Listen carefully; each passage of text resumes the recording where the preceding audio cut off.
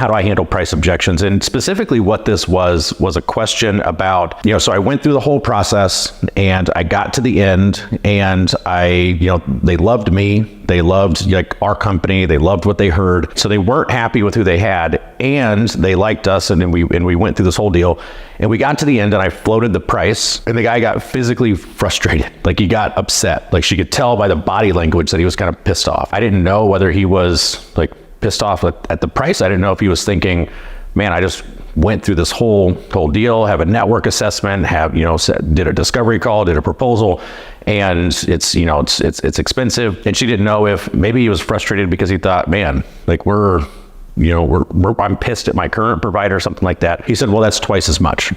And that's all he basically gave her. So her question was, I've got a scheduled follow-up with him next week. How do I handle the price objection? And here's my advice. It should have been handled in that meeting when you were there the first time. And this is super, super common with salespeople. We know there's this elephant in the room. We know that there's kind of something that we wish we wanted to dig deeper into it. We wanted to address it and we don't because we're uncomfortable, right? Or we're scared. We don't want to actually address the really, really important issue. So we leave it alone and then we leave.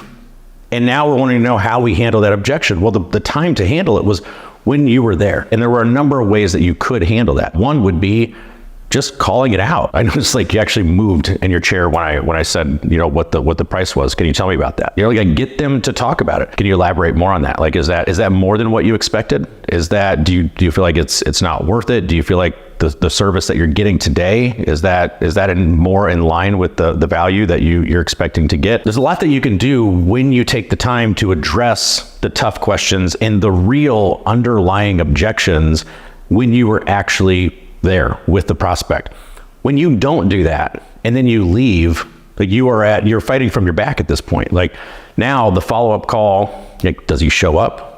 Right? If he doesn't even bother to show up, you're SOL. Anytime you're in a sales process that you feel like there's something that feels kind of sensitive or feels kind of awkward if you were to ask, or you're actually afraid to ask the question, that is probably the best sign that you should be asking that question. And the average salesperson isn't going to do it. So the way that you stand out, the way that you earn real rapport, real trust, the real type of credibility that moves the needle on sales, not the likable, chummy type of shit. In terms of earning the respect of a buyer, is by calling out things respectfully, diplomatically, but confidently.